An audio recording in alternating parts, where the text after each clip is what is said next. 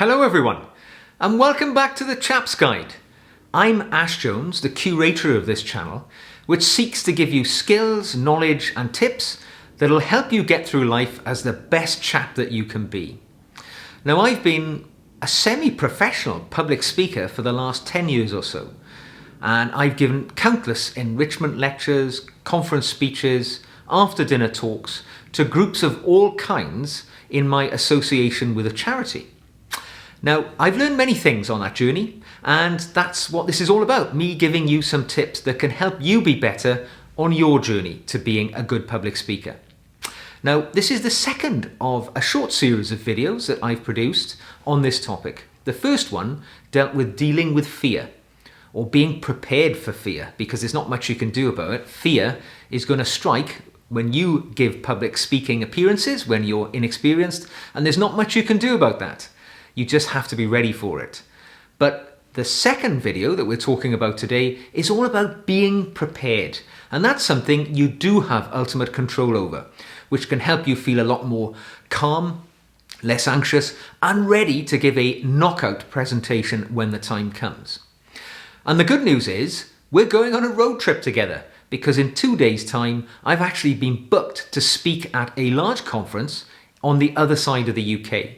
I live near Bristol, in the southwest of England, and in 2 days' time, I'm appearing at a conference in Felixstowe, which is in the southeast. So that's about 220 miles away, which means I have to make sure I've got all the equipment that I need before I arrive there to give my presentation. Now, this is all really about getting all your ducks in order before you leave the house. And it starts with your presentation itself. When you've prepared your work, the first thing to do is to make sure there are going to be no problems in getting that presentation delivered to the audience. And in the process of doing that, I normally make sure I've got it on a thumb drive with me. It might be on my laptop as well, and I might even have sent it to myself by email or some other form of data sharing website like WeTransfer or something like that, so that if the worst comes to the worst, I'm always able to retrieve that information if it's got lost or corrupted or it doesn't work on the equipment at the conference venue. Now, for me, going to the conference in 2 days, it means I've got to make sure I've got all my equipment and I've got all my clothes, everything that I need to present myself in the best possible light when I get there. Because, of course, it's not just about the presentation.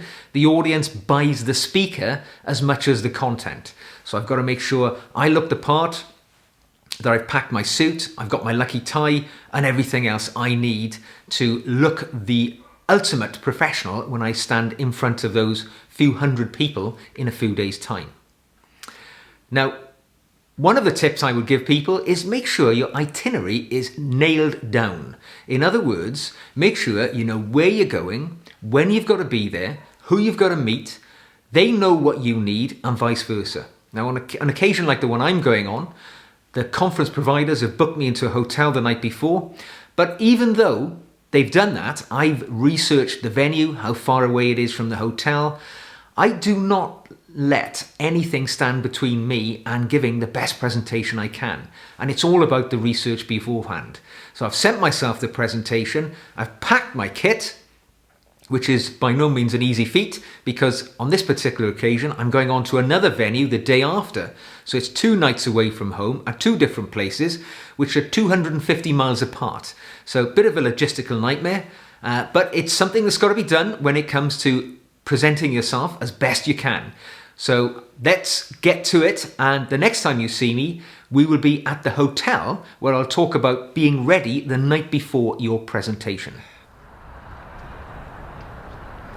Hello folks, and welcome back. Here I am, 220 miles on the southeast coast of England, just outside Ipswich. And I'm just on my way to the hotel, and I realised that on the route I'd be passing the venue that I'll be speaking at tomorrow. So I thought I'd invest 10 minutes of my time, no time at all really in the grand scheme of things, just to see what the place was like, have a look at the facilities, just so I'm that little bit more prepared tomorrow. And I'm glad I did. I now know where the car park is. I know exactly where it is in relation to my hotel. And, because I've turned up, there is a conference taking place today. I've been able to nip in at the back I've had a look at the room that I'll be speaking in, quite a big room. I've had a look at the venue. I can see the technology they use. I can see that it's going to be compatible with my equipment. Everything now is just a little bit more easier, and it's one less thing to worry about.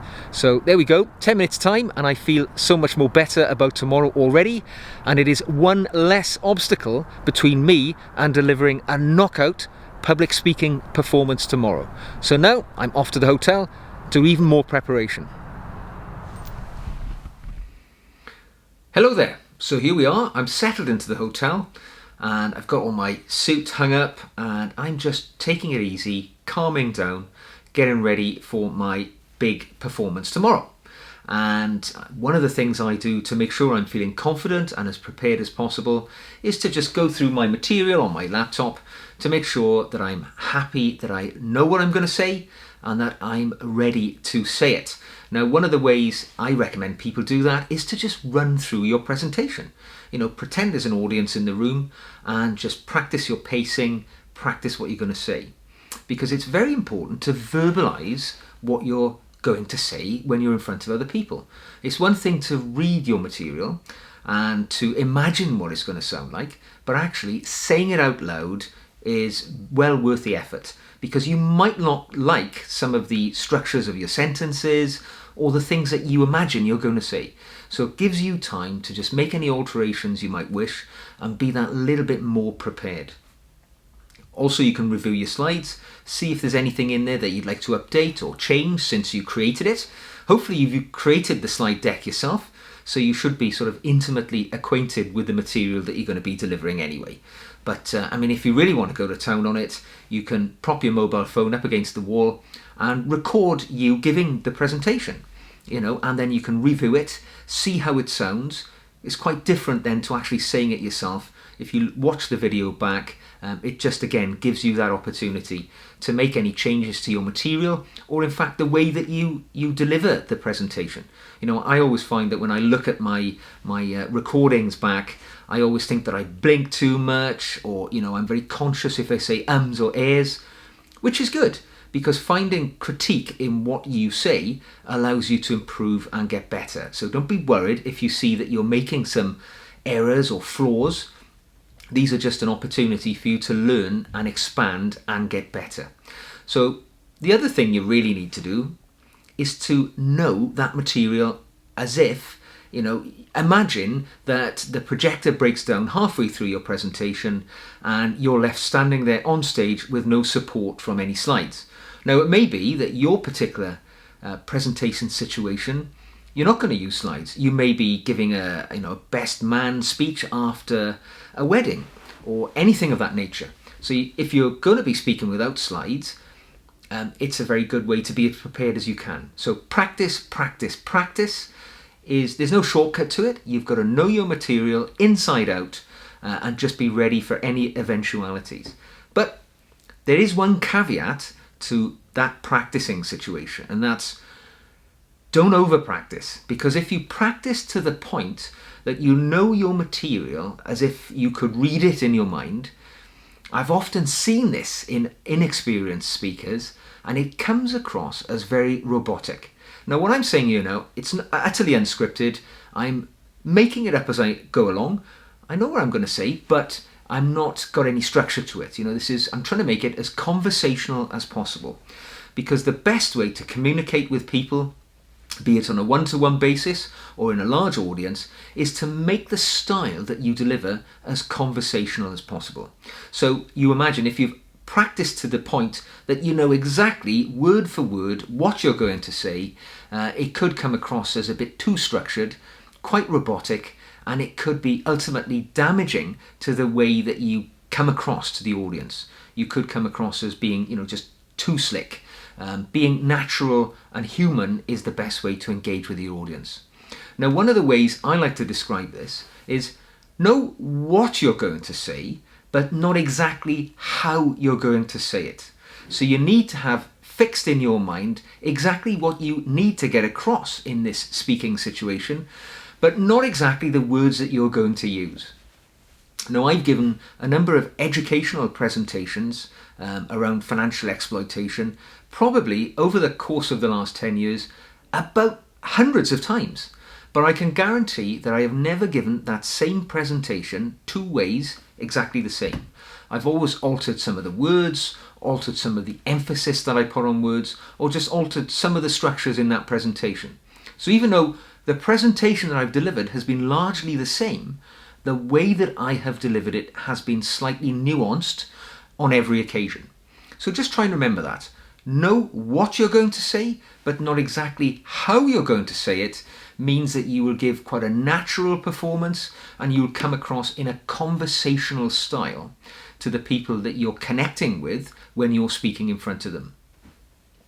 And the other thing, I mean, we've already touched on it really, know the venue, know what time you've got to get there, know everything, as much about it as you can, because I guarantee when you wake up in the morning, you're going to be a little bit nervous, anxious, and the last thing you want to do, particularly if you're an inexperienced speaker, or if this is a really important, massive event for you that's got, career-changing implications perhaps, or certainly reputation-damaging implications if you deliver poorly as a speaker, you don't want to be finding additional obstacles in your route, like setting off and then getting lost in your car between here and the venue, or finding that the traffic is so bad that you should have left 10 minutes earlier, because you get somewhere late and the last thing in your mind is, performing well. It's just getting there would be a relief for you. So in the next episode, I'm going to be talking a bit about stagecraft, about how you can come across well on stage, some of the props that we can see in the audience, and just some of those things that will help nail down your performance and see you come across as an excellent public speaker. So look out for that in the next video. I hope this one has been helpful. This has really just been about preparation, logistics, and some of those things which, let's be frank, they need to be done to allow you to get there to give that killer presentation that you're going to give. So thanks for listening, and I look forward to speaking to you again very soon.